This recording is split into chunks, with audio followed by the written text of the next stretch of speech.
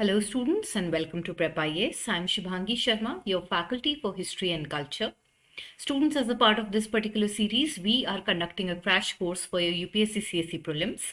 And from this particular video, we will be beginning with the last part of our History and Culture series, that is our colonial period. colonial period से start कर रहे हैं students यहाँ पर। तो chapter start करने से पहले स्ट्रैटेजी देख लेते हैं। जैसा कि हम सब जानते हैं, प्रीलिम्स के एग्जाम के अंदर हमारे पास, अगर हम 2022 के पेपर को छोड़ दें स्पेसिफिकली, तो हमारे पास में मॉडर्न इंडिया से ऑलमोस्ट जितनी हिस्ट्री आ रही है उसका 50% पार्ट मॉडर्न इंडिया से आता है। इस कॉन्टेक्स्ट में आप देखेंगे कि सभी आपको ये गाइडेंस देंगे कि भाई मॉडर्न इंडिया को बहुत अच्छे से प्रिपेयर करना है। अब मॉडर्न इंडिया के अंदर क्या है स्टूडेंट्स, अपने पास दो पार्ट हैं। एक तो जिसमें कि यूरोपियंस जो हैं, ब्रिटिशर्स जो हैं, वो कैसे अपनी पावर को इंडिया में कंसोलिडेट करते हैं, और सेकेंड पार्ट के अंदर हमारा फ्रीडम स्ट्रगल चलता है। अगर हम इम्पोर्टेंस की बात करें तो यहाँ पर आपको स्ट्रैटेजी वाइज ऐसा नहीं है कि कोई भी ऐसे पर्टिकुलर टॉपिक्स होंगे कि बस ये तैयार कर लेते हैं तो इनसे अपना काम चल जाएगा। मॉडर्न ऑलरेडी एक छोटा टाइम पीरियड है और इसके अंदर लगभग हर ऐसा टॉपिक है जिसमें से क्वेश्चंस प्रीवियस ईयर्स में आए हैं। तो ट्रेंड के हिसाब से अगर देखा जाए तो आपको सिंपली ये याद रखना है कि भाई बाकी जो टाइम पीरियड्स है उसमें मॉडर्न को बहुत प्रॉपरली और बहुत डेप्थ में प्रिपेयर करना है। मॉडर्न के लिए जनरली हम एक ही किताब को रेफर करते हैं, या तो आप बिपिन चंद्रा की मॉडर्न इंडिया, या फिर उसके अलावा हमारे पास राजीव वहीर की जो स्पेक्ट्रम है उसको कंसिडर कर सकते हैं। उनके अंदर कंसाइजली हमारे को बहुत सारे इंपॉर्टेंट फैक्ट्स दिए हुए हैं। मॉडर्न इंडिया के अंदर समझने के कंपैरिजन में फैक्चुअल डेटा बहुत ज़्यादा होता है, और ये फैक्चुअल डेटा जो है स्टूडेंट्स, ये काफ़ी इंटर रिलेटेड होता है। इस कॉन्टेक्स्ट में I have taken most of the important points from your Bipin Chandra and from your spectrum and I have combined it into the notes that we will be talking about.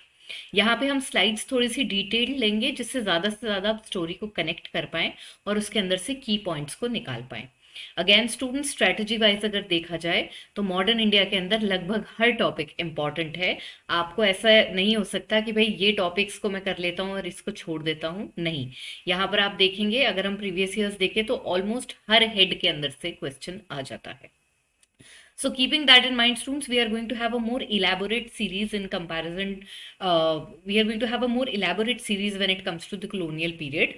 And यहाँ पर हम slides को भी थोड़ा सा बल्कि रखेंगे जिससे कि हम ज़्यादा कंटेंट की कवरेज कर पाएँ और स्टोरी में कनेक्ट बना पाएँ।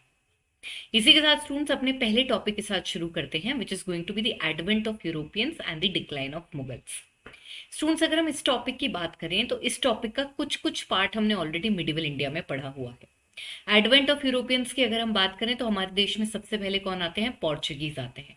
जब हमने विजयनगर किंगडम पढ़ा था, जो हमारा मिडिवल इंडिया का हिस्ट्री का कैश कोर्स है, उसके अंदर विजयनगर किंगडम के एंड में हमने एडवेंट ऑफ यूरोपियंस भी पढ़ा है, और उसके अंदर स्पेसिफिकली पोर्चुगीज कब इंडिया के अंदर आए, कैसे उन्होंने अपनी पावर असर्ट करी, ये पॉइंट्स हमने कवर किए हैं।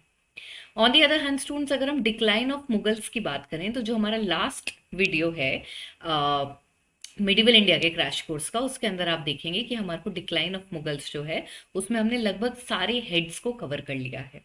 तो यहाँ पे हम क्या करेंगे, जो हमने ऑलरेडी डिस्कशंस कर रखे हैं, कहाँ कहाँ पे, एक तो विजयनगर किंगडम वाला जो वीडियो हो गया हमारा, और एक हमारा लास्ट वीडियो हो गया, उसका नाम ही डिक्लाइन ऑफ मुगल्स है। चैप्टर और वीडियो का नाम ही डिक्लाइन ऑफ मुगल्स है। तो इनके अंदर जो चीज़ें ऑलरेडी डिस्कस हो गई हैं, that we are trying to not repeat again. But apart from that, if there is any extra content, extra information with respect to these topics, then I have incorporated it in the lecture. चलिए students, इसी के साथ start करते हैं। पहले हम advent of European companies पढ़ेंगे और उसके बाद हम देखेंगे कि कैसे डिक्लाइन ऑफ मुगल्स जो है उसने ब्रिटिशर्स को पावर में आने में एड किया। जैसा कि स्टूडेंट्स हम जानते हैं, इंडिया के अंदर मिडिवल पीरियड से ही बहुत सारी यूरोपियन कंपनीज आने लगी ट्रेडिंग पर्पस के लिए। इसमें स्टूडेंट्स हम देखते हैं कि जो सबसे पहली कंपनी इंडिया के अंदर लैंड करती है, जो सबसे पहली European power for that matter India के अंदर लैंड करती है, these are going to be Portuguese. Portuguese की स्टूडेंट्स हमने बात करी थी, विजयनगर किंगडम फ्लरिश कर रहा था जिस टाइम पे पोर्चुगीज आए थे, और हम देखते हैं कि ये कैलिकट में लैंड करते हैं जहाँ पे जामोरिन रूल कर रहे हैं। तो यहाँ पे स्टूडेंट सबसे पहले देखते हैं कि भाई क्या रीजंस रहे जिसकी वजह से पोर्चुगीज जो है उनको इंडिया की तरफ आना पड़ा। इसको हमने ऑलरेडी विजयनगर में भी कवर किया है, so I am going to quickly make you go through these regions and then we are going to see the factories that were set up by the Portuguese. So basically students, अगर हम reasons की बात करें तो पहली बात तो ये है कि हमारे पास यूरोप में एक बहुत ही स्पेसिफिक, बहुत इंपॉर्टेंट जगह है, स्ट्रेटेजिक जगह है, दैट इज कॉन्स्टेंटिनोपल। ये जो है इसको ऑटोमन टर्क्स जो है कैप्चर कर लेते हैं 1453 में। और यहाँ पे यूरोप के अंदर एंटर करने की वजह से हम देख रहे हैं ऑटोमन्स इनका वो की एरिया कैप्चर कर रहे हैं स्टूडेंट्स, जहां से इनको ट्रेडिंग करनी होती है। तो आप देखेंगे कि इन्होंने कॉन्स्टेंटिनोपल कैप्चर कर लिया। उसके अलावा हम देखते हैं कि जो हमारी रेड सी की वाटर वाली जो ट्रेड रूट है उस पे भी इस्लामिक रूलर्स ने अपनी मोनोपोली बना रखी थी। मोर ओवर अगर हम लैंड रूट की बात करें तो इंडिया की तरफ जो लैंड रूट्स जा रही हैं उनको भी अरब्स कंट्रोल कर रहे थे। तो हम देखते हैं कि जो ओरिएंटल गुड्स हैं जिनकी बहुत डिमांड है यूरोप के अंदर, उनके चाहे समुद्र के रास्ते हो गए चाहे उनके लैंड के रास्ते हो गए, दोनों को जो है इस्लामिक रूलर्स ने कैप्चर कर रखा था। उसके अलावा इन्होंने कॉन्स्टेंटिनोपल को भी कैप्चर कर लिया। और इस वजह से हम देखते हैं पोर्चुगीज के पास कोई रास्ता नहीं बचा, उनको एक ऑल्टरनेट रूट ढूंढना था जिससे कि वो इंडिया की तरफ आए और ओरिएंटल गुड्स की ट्रेड कर सके। ये तो अपने पॉलिटिकल रीजंस हो गए स्टूडेंट्स। इसके अलावा आप देखेंगे कल्चरली भी हमें यूरोप में 15th सेंचुरी के अंदर एक बड़ा चेंज देखने को मिलता है। So basically in 15th century we see that the age of Renaissance is happening in Europe, and by Renaissance we mean rebirth। इसके तहत स्टूडेंट्स आप देखेंगे कि बहुत सारे ऐसे एक्सप्लोरर्स और एडवेंचरर्स हैं who go back to the classical texts of European explorers from ancient period, and they are kind of very excited to relive those moments and they want to find new routes towards India। Apart from that students आप देखेंगे कि renaissance जो है इसने cultural renaissance के साथ साथ हमारे को काफी साइंटिफिक डेवलपमेंट्स भी दिखाए हैं। रेनेसां के तहत स्टूडेंट्स हम देखते हैं कि हमारे पास में जो है नई टेक्नोलॉजी आ रही है, और ये जो नई टेक्नोलॉजी है इस कॉन्टेक्स्ट में हम देखते हैं we are making larger ships. Apart from that we are using navigation instruments such as astrolabe and mariner's compass।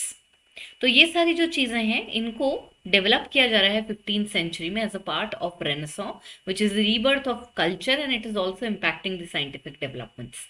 All of these reasons combined make the Portuguese feel that we need to set out for sail and see where the route goes and possibly we can find India। Apart from that students आप देखेंगे political reason देखे, cultural reason देखे, scientific development देखे।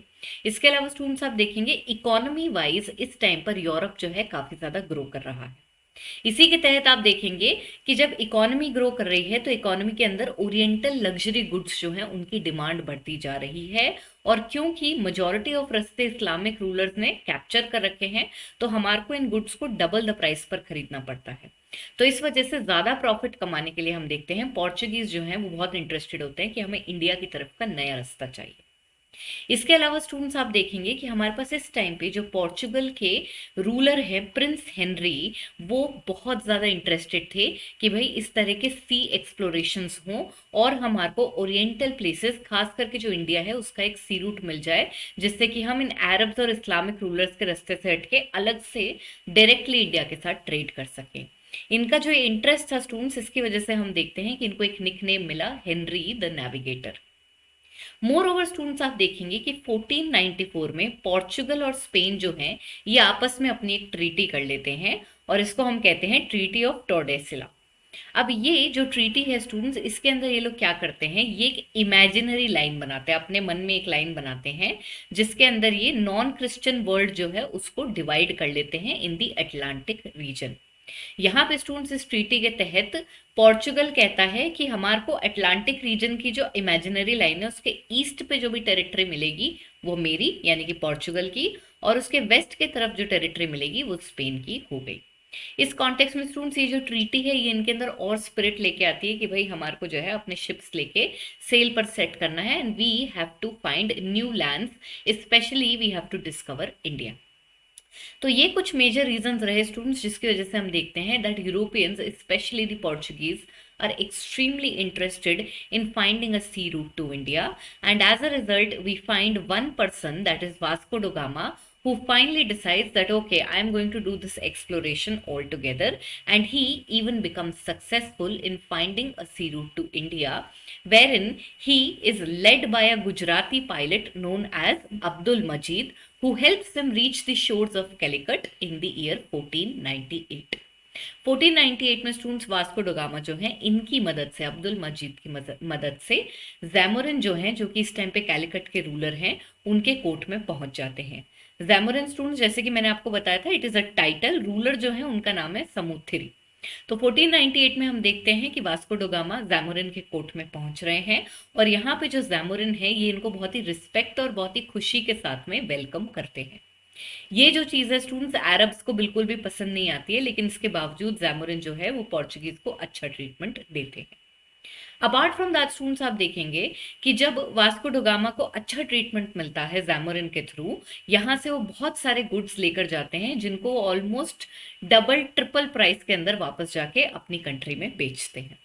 As a result students, उन्हें बहुत profit होता है, और उनसे इंस्पायर होकर कुछ ही समय के अंदर हमारे पास एक और पोर्चुगीज एक्सप्लोरर आते हैं जिनका नाम है पेद्रो एल्वारेस कैबरल। पेद्रो जो है स्टूडेंट्स, ये इंडिया की तरफ आते हैं।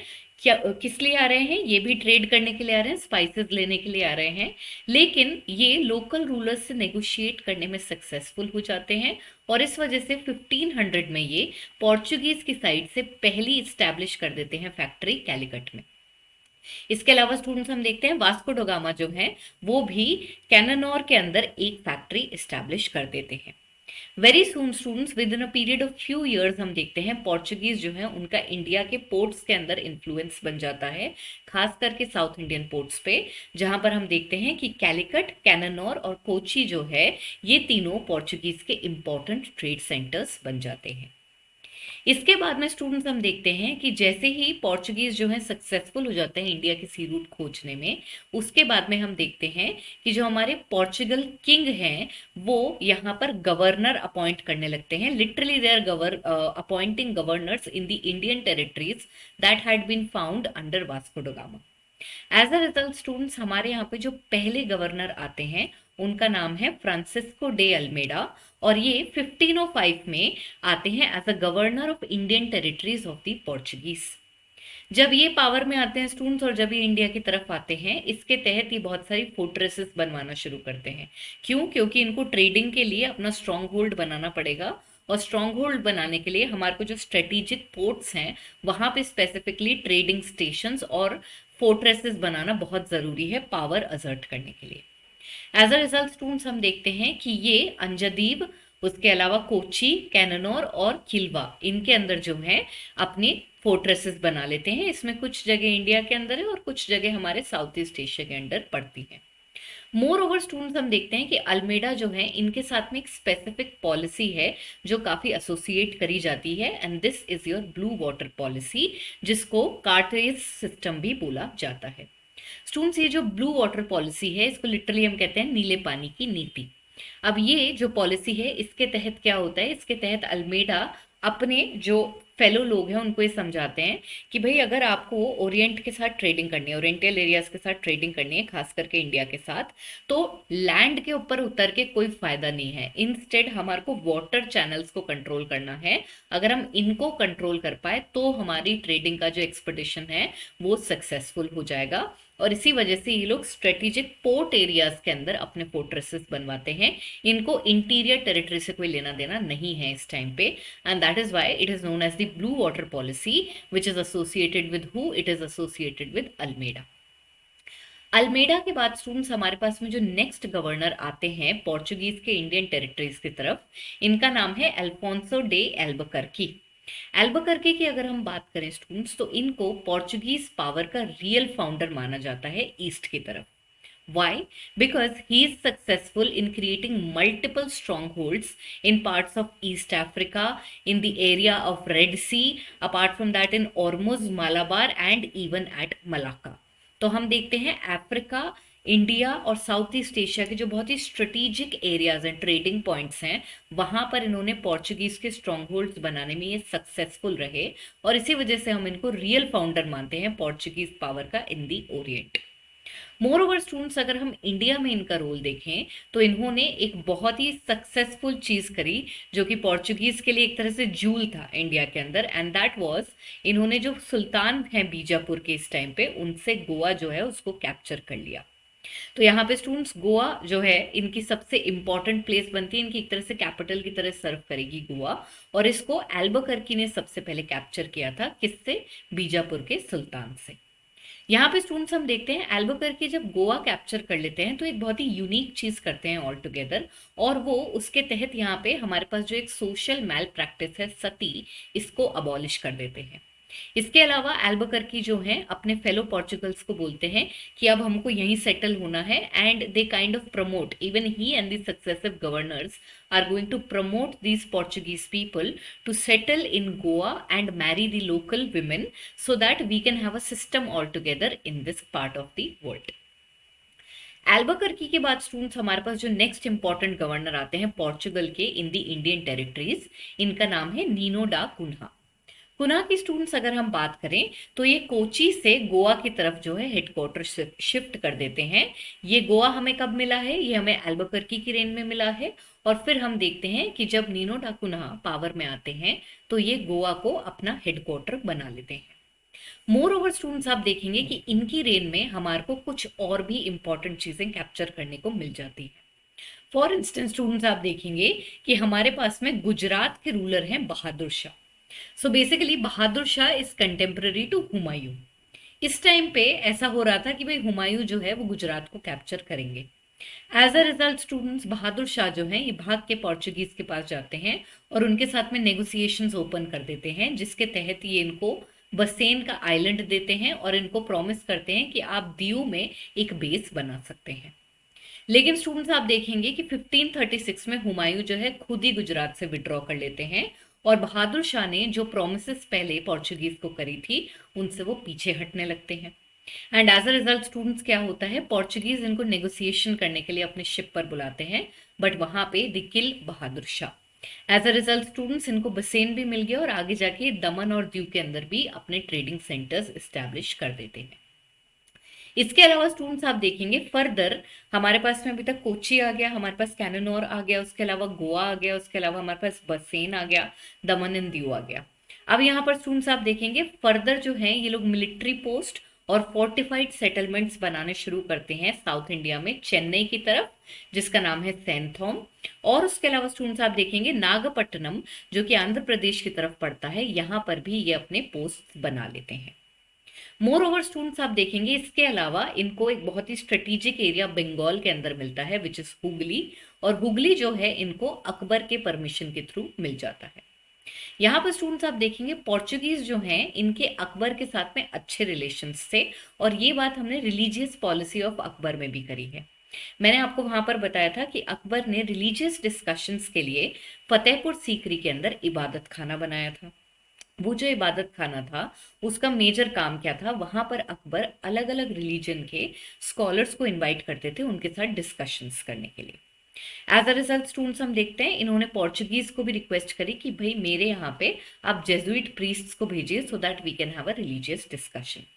कॉन्सिक्वेंटली स्टूडेंट्स आप देखेंगे पोर्चुगीज जो हैं उन्होंने एक नहीं दो नहीं बल्कि 3 मिशंस भेजे अकबर के कोर्ट के अंदर, जिनके अंदर हमारे पास जेजुइट प्रीस्ट्स गए। फर्स्ट मिशन जो था स्टूडेंट्स उसकी बात हमने अकबर में करी थी। इसके तहत हम देखते हैं फादर अक्वेविया एंड फादर मॉन्सराटे, ये दो जो है फर्स्ट मिशन के तहत जाते हैं। और जो हमारा थर्ड मिशन होता है उसके अंदर भी हमारे पास 2 रिकॉग्नाइजेबल पर्सनालिटीज हैं, तो फैक्चुअल पॉइंट्स हम इनका नाम भी याद रखेंगे। थर्ड मिशन में जो है पोर्चुगीज 2 और जेजुइट प्रीस्ट्स को भेजते हैं which is Jerome Xavier and पिनहेरियो।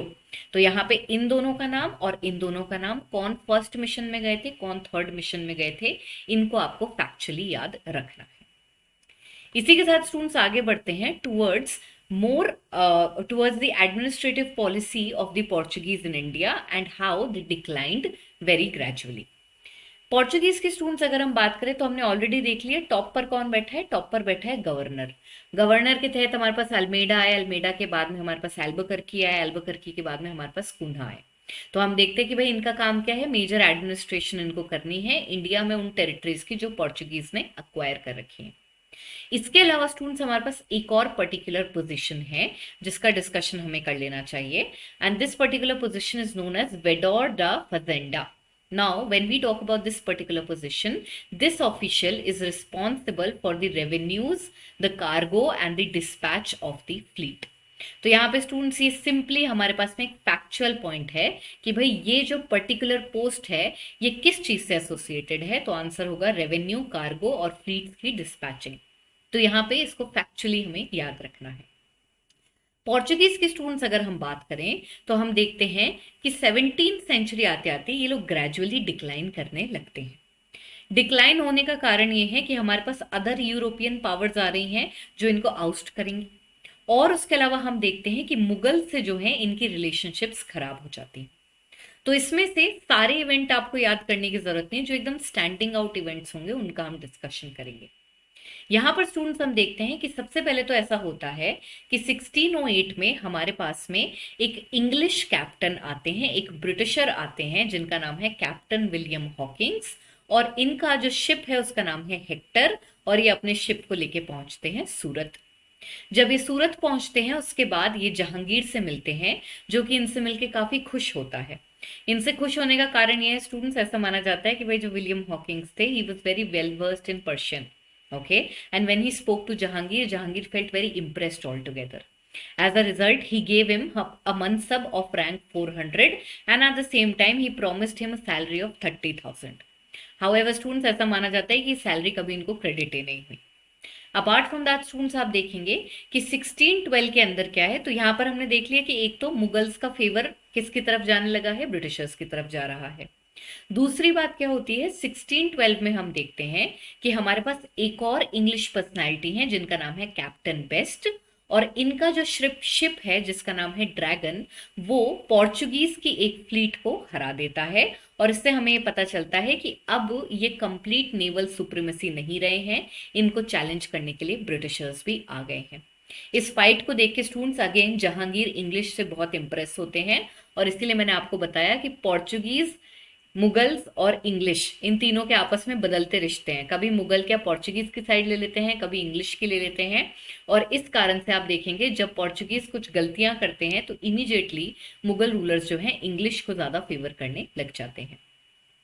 यहाँ पे स्टूडेंट्स अगर हम final nail in the coffin की बात करें तो आप देखेंगे कि हमारे पास हुगली जो है, हुगली एक इंपॉर्टेंट सेटलमेंट था हमारे पास, जो कि मैंने आपको बताया कि हमने कैप्चर किया था, अक्वायर किया था basically from the permit of Akbar.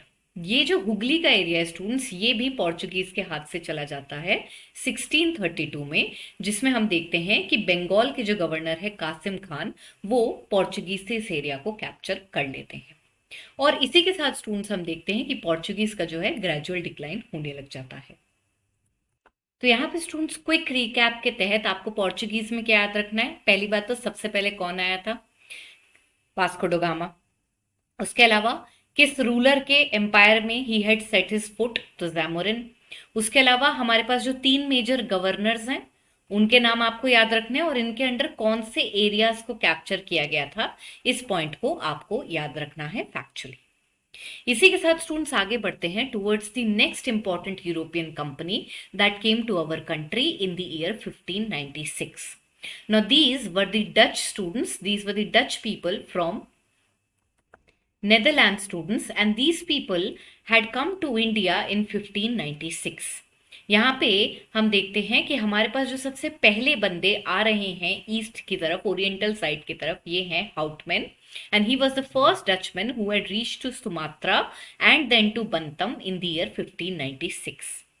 India की स्टूडेंट्स अगर हम बात करें तो हम देखते हैं 1605 में ये अपनी पहली फैक्ट्री स्टैब्लिश करते हैं आंध्र प्रदेश के मसूलीपट्टनम एरिया के अंदर। इसके बाद आगे चल के हम देखते हैं कि ये पोर्चुगीज से नागपट्टनम का एरिया, जिसमें हमने देखा था पोर्चुगीज ने अभी फैक्ट्री सेटल करी थी, इसको कैप्चर करने में सक्सेसफुल हो जाते हैं और इसको साउथ इंडिया में अपना एक इंपॉर्टेंट स्ट्रॉन्ग होल्ड बना लेते हैं। इसके अलावा स्टूडेंट्स आप देखेंगे कि डच जो हैं कोरोमंडल कोस्ट, उसके अलावा उत्तर प्रदेश, बंगाल, बिहार और इन एरियाज के अंदर जो है अपनी फैक्ट्रीज बनाने लगते हैं। अपार्ट फ्रॉम दैट स्टूडेंट 1609 में हम देखते हैं कि ये पुलिकट जो कि मद्रास के पास पड़ता है, इसमें भी अपनी फैक्ट्री बना लेते हैं। ये जो कंटेंट है स्टूडेंट्स, इसको यूटिलाइज कैसे किया जाता है, बेसिकली आप देखेंगे कि यूपीएससी कैसे आपको क्वेश्चन देगा, आपको 3 या 4 जगहों के नाम दे देगा। 3 या 4 जगहों के नाम दे दिए और पूछेंगे कि भाई इनमें से कहाँ पर आपको डच फैक्ट्रीज मिलती हैं। और इस तरह के क्वेश्चंस ऑलरेडी प्रीवियस ईयर में आए हुए हैं। इसीलिए हमने क्या ऑलरेडी इनका क्रोनोलॉजिकल अरेंजमेंट कर रखा है कि भाई एक के बाद एक क्या कैप्चर किया गया। तो यहाँ पे मैंने आपको थोड़ा इलेबोरेट करके पढ़ाया है। आप इसके शॉर्ट नोट्स बना के सिंपली जगहों के नाम एक के बाद एक लिख लें और उनको याद कर लें, क्योंकि प्रीलिम्स के अंदर में अगर आप मॉडर्न के क्वेश्चंस देखेंगे स्टूडेंट्स, उनका काफी फैक्चुअल बेस होता है। तो यहाँ पे स्टूडेंट्स हमारे पास मसूलीपट्टनम आया। मसूलीपट्टनम के बाद हमने पोर्चुगीज से नागपट्टनम कैप्चर किया। उसके अलावा हमने कोरोमंडल कोस्ट के पास में बहुत सारी फैक्ट्रीज लगाई एंड उसके अलावा हमने जो है पुलिकट को कैप्चर कर लिया। इसके अलावा स्टूडेंट्स आप देखेंगे कि 1616 में हमने सूरत के अंदर एक फैक्ट्री स्टैब्लिश करी। उसके अलावा हमारे पास और भी काफी जगह हैं जहां पर हम फैक्ट्रीज को स्टैब्लिश कर रहे हैं, सच एज कराईकल, चिंसुरा, कासिम बाजार, बालासोर, पटना, कोची एटसेट्रा। यहाँ पर स्टूडेंट्स ये जो सेटलमेंट्स बनाए गए थे, यहाँ जो फैक्ट्रीज इस्टेब्लिश करी गई थी, इनके तहत सबसे ज्यादा सामान जो कि डच ट्रेड कर रहे थे, दिस इंक्लूडेड इंडिगो, जो कि ये यमुना वैली और सेंट्रल इंडिया से लेकर ट्रेड करते थे।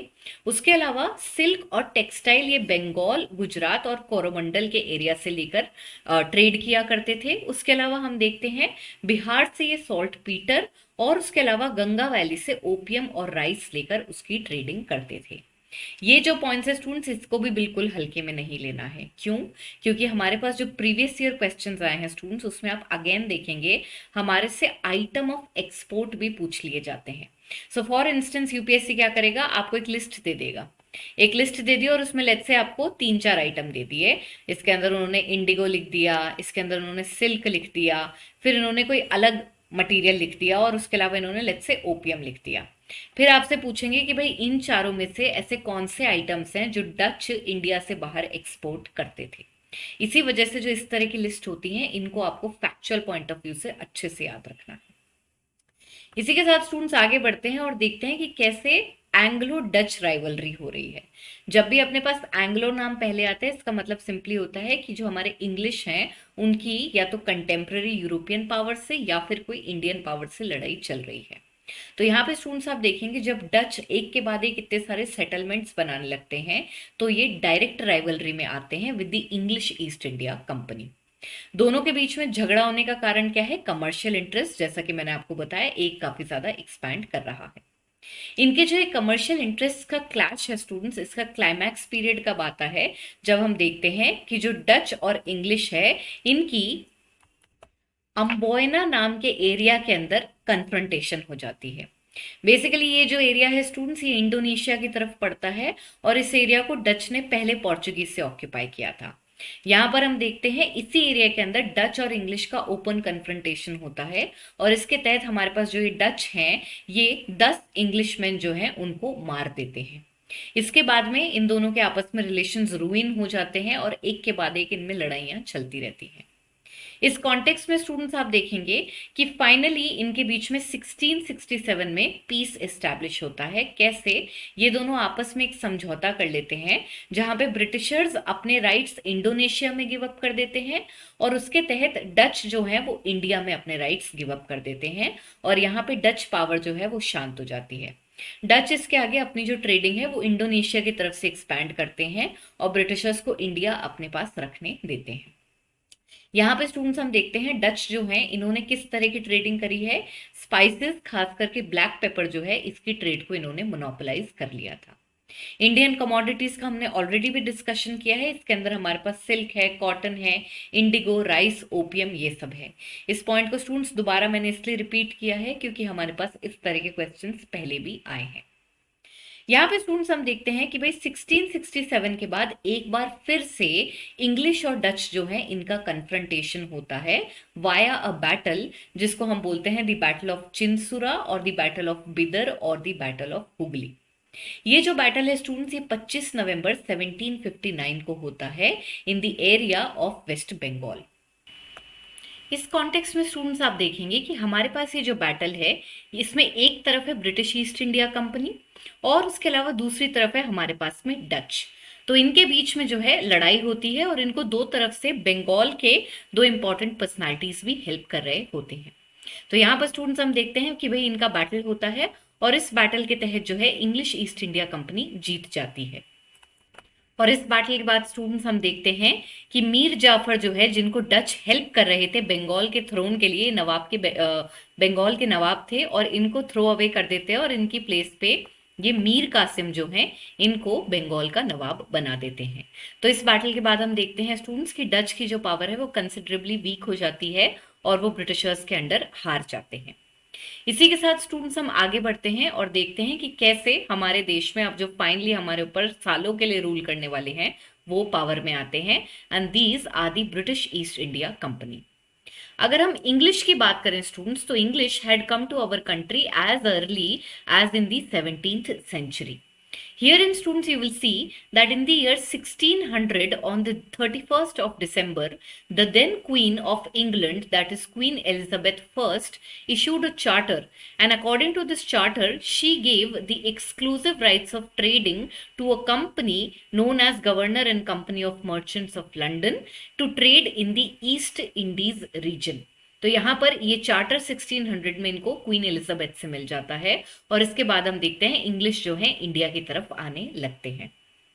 यहाँ पर स्टूडेंट्स अगर इंग्लिश की बात करी जाए तो इनको सबसे पहली सक्सेस मिलती है 1611 में, जहां पर ये एक ट्रेडिंग सेंटर स्टैब्लिश करते हैं मसूलीपट्टनम के अंदर, और बाद में हम देखते हैं 1616 में ये यहाँ पर एक फैक्ट्री भी स्टैब्लिश कर देते हैं।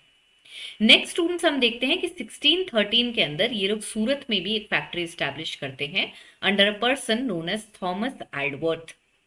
अपार्ट फ्रॉम दैट हमारे पास 1615 में आते हैं थॉमस रो, और थॉमस रो के अंडर हम देखते हैं स्टूडेंट्स कि हमारे को अगेन आगरा, अहमदाबाद और ब्रोच के अंदर फैक्ट्री सेटअप करने का परमिशन मिल जाता है by the then Mughal emperor which is Jahangir. Again students मैंने इनको क्रोनोलॉजिकली आपके लिए अरेंज कर रखा है। जैसा मैंने आपको बताया था इनके ऊपर सवाल कैसे आते हैं, आपको जगहों के नाम दे देंगे, या तो क्रोनोलॉजिकली उनको अरेंज करना है, या फिर आपसे ये पूछ लिया जाएगा इनमें से कौन सी जगहों पर जो है ब्रिटिशर्स ने अपनी फैक्ट्री सेटअप करी थी। तो यहाँ पे थॉमस रो जो हैं जहांगीर के कोर्ट पहुंचते हैं, जहांगीर इनसे खुश हो जाते हैं, और फिर हम देखते हैं कि आगरा, अहमदाबाद और ब्रोच के अंदर जो है ये इनको फैक्ट्री सेटअप करने के लिए अलाउ कर देते हैं। इसके अलावा स्टूडेंट्स हम देखते हैं कि हमारे पास में बॉम्बे भी आ जाता है, ब्रिटिश ईस्ट इंडिया कंपनी के पास बॉम्बे भी आ जाता है। बड़ी यूनिक स्टोरी है ये। बॉम्बे इनके पास कैसे आता है, ये इनको गिफ्ट में मिलता है। किंग चार्ल्स II जो है इनको गिफ्ट में मिलता है Bombay by the king of Portugal in the name of dowry. ये डाउरी इनको कैसे मिलती है, हम देखते हैं कि जो किंग चार्ल्स हैं ये पोर्चुगीज प्रिंसेस कैथरीन से 1662 में शादी कर लेते हैं, और डाउरी में इनको पूरा बॉम्बे ही मिल जाता है। यहाँ पे स्टूडेंट्स आप देखेंगे बॉम्बे को फर्दर जो क्राउन है वो ईस्ट इंडिया कंपनी को रेंट कर देता है at the annual payment of only 10 pounds in the year 1668। तो पहले तो ये क्राउन के पास पहुंचा, कैसे पहुंचा, और क्राउन के बाद हमारे पास में कैसे ईस्ट इंडिया कंपनी के पास बॉम्बे आ रहा है, ये स्टोरी हमने देखी। बॉम्बे को स्टूडेंट्स हम देखते हैं ईस्ट इंडिया कंपनी आगे जाके अपना हेडक्वार्टर बना लेती है। सूरत से बॉम्बे की तरफ हेडक्वार्टर शिफ्ट कर लिया जाता है in the year 1687। Apart from that students आप देखेंगे कि हमारा जो सबसे गोल्डन ईयर आता है ब्रिटिश ईस्ट इंडिया कंपनी का, ये है 1632, क्योंकि इसके अंदर हम देखते हैं गोलकोंडा के जो कुतुबशाही रूलर्स हैं वो इंग्लिश ईस्ट इंडिया कंपनी को एक गोल्डन फरमान इशू कर देते हैं। इस फरमान के तहत क्या होता है, इस फरमान के तहत हम देखते हैं that at a nominal rate of 500 pagodas a year English East India company को फ्रीली गोलकोंडा के जो पोर्ट्स हैं उनमें ट्रेड करने का प्रिविलेज मिल जाता है, और ये उनके लिए एक बड़ा अचीवमेंट होता है। इसके अलावा स्टूडेंट्स आप देखेंगे कि हमारे पास एक ब्रिटिश मर्चेंट है जिनका नाम है फ्रांसिस डे, जो कि 1639 के अंदर हमारे पास चंद्रागिरी के जो रूलर हैं उनसे मद्रास के अंदर एक फोर्टिफाइड फैक्ट्री बनाने की परमिशन ले लेते हैं। आगे जाके ये जो फैक्ट्री बनेगी इस एरिया के अंदर एक बहुत ही स्पेसिफिक जगह बनने वाली है which is Fort Saint George, जो कि एक इंपॉर्टेंट एडमिनिस्ट्रेटिव सेंटर रहेगा कॉलोनियल्स के लिए आगे भी। यहाँ पे स्टूडेंट्स हम देखते हैं जब फोर्ट सेंट जॉर्ज बन जाता है तो ये मसूलीपट्टनम को साउथ इंडिया में हेडक्वार्टर्स की जगह रिप्लेस कर देता है। तो एक तरफ हमने देखा डेक्कन के अंदर क्या हो रहा है भाई, सूरत से हम आ गए बॉम्बे की तरफ, और यहाँ पे मसूलीपट्टनम से हम आ जाते हैं फोर्ट सेंट जॉर्ज की तरफ जो कि मद्रास में है, और इसने किसको रिप्लेस किया है, मसूलीपट्टनम को। ये हमें कैसे मिलता है? चंद्रागिरी के जो रूलर हैं उन्होंने फ्रांसिस डे को यहाँ पे पहले फैक्ट्री बनाने की परमिशन दी और आगे हमने इस एरिया को फोर्टिफाई करके एक पूरा इंग्लिश सेटलमेंट बना दिया। इसके अलावा स्टूडेंट्स आप देखेंगे कि हमने ईस्ट इंडिया की तरफ भी काफी ज्यादा एक्सपेंशन किया, जिसके तहत हम देखते हैं कि उड़ीसा के अंदर हमने हरिहारपुर और बालासोर जो है यहाँ पर भी फैक्ट्रीज स्टेब्लिश करी इन द ईयर 1633। जो सबसे बेस्ट टाइम आने वाला है students English East India company का, वो आने वाला है by the grants that they are getting in Bengal. So basically आप देखेंगे बंगाल के अंदर हमारे पास जो सूबेदार बैठे हैं उनका नाम है शाह शुजा। ये सूबेदार किसके हैं भाई? मुगल्स के सूबेदार हैं ये। तो शाह शुजा जो बैठे हैं स्टूडेंट्स, ये जो इंग्लिश ईस्ट इंडिया कंपनी है उसको बंगाल के अंदर ट्रेड करने की परमिशन दे देते हैं on an annual payment of only 3000 rupees. जब ये परमिशन हमें शाह शुजा के थ्रू मिल जाती है तो इंग्लिश ईस्ट इंडिया कंपनी फटाफट इसके ऊपर एक्ट करती है और बंगाल में हुगली में अपनी फैक्ट्री स्टैब्लिश कर लेती है और उसके बाद कासिम बाजार, पटना और राजमहल के एरिया में भी एक के बाद एक अपनी फैक्ट्रीज को स्टैब्लिश करती है। यहाँ पर स्टूडेंट्स हम देखते हैं जो पहले गवर्नर बन के आते हैं बंगाल एरिया के अंदर इंग्लिश ईस्ट इंडिया कंपनी के, उनका नाम है विलियम हेजेस। तो ये फैक्चुअल पॉइंट हो गया, फिर से इसको भी हमें याद रखना है।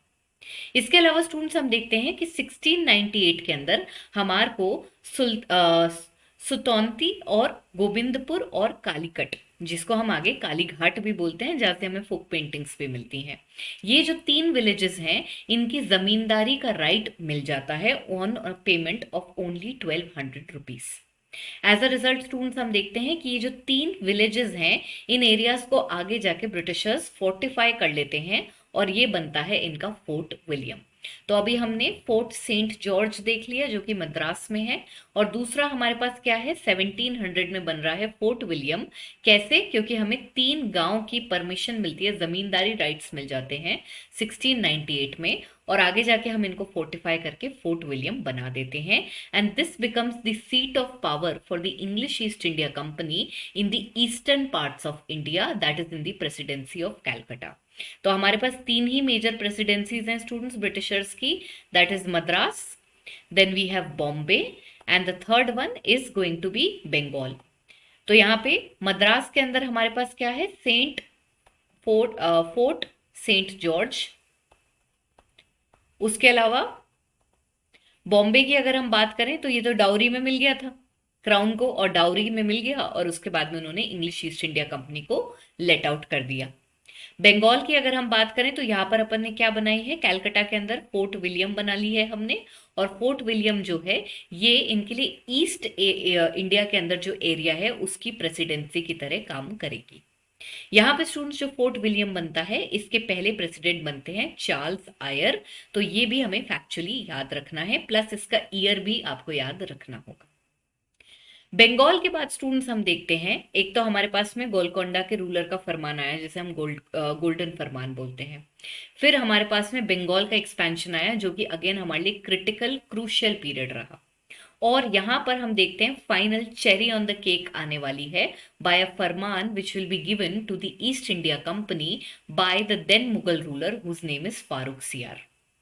फारूक सियार के स्टूडेंट्स अगर हम बात करें तो इन्होंने बहुत ही फेमस एक फरमान जिसको Magna carta of British East India company भी बोला जाता है, ये ग्रांट किया इनको 1715 में, और ये किसने एक्नॉलेज किया? इंग्लिश की साइड से ये जो फरमान मिला है जॉन सरमन को मिला था। यहाँ पर स्टूडेंट्स हम देखते हैं कि इस मैग्ना कार्टा फरमान से क्या हो रहा है, ईस्ट इंडिया कंपनी के एक्सपोर्ट्स और इंपोर्ट्स के ऊपर जो कस्टम ड्यूटी है उसको एग्जेम्प्ट कर दिया गया है, उनको मात्र सिर्फ 3000 रुपए की एनुअल पेमेंट देनी है। उसके अलावा स्टूडेंट्स आप देखेंगे उनको कुछ स्पेशल परमिट्स मिल जाते हैं ट्रांसपोर्टेशन के लिए जिनको दस्तक बोला जाता है। मोर ओवर स्टूडेंट्स आप देखेंगे कि इनको सूरत के अंदर जो लेवी होता है ड्यूटीज का, सारी कस्टम ड्यूटीज का जो लेवी है उससे एग्जेम्प्ट कर दिया जाता है on an annual payment of 10,000 rupees. तो यहाँ पर स्टूडेंट्स हम देखते हैं कि सडनली बंगाल और गुजरात के एरिया के अंदर इनको बिना कस्टम ड्यूटीज के ट्रेड करने को मिल रही है, और ट्रांसपोर्टेशन के लिए स्पेशल परमिट्स भी मिल रहे हैं जिन्हें दस्तक बोलते हैं।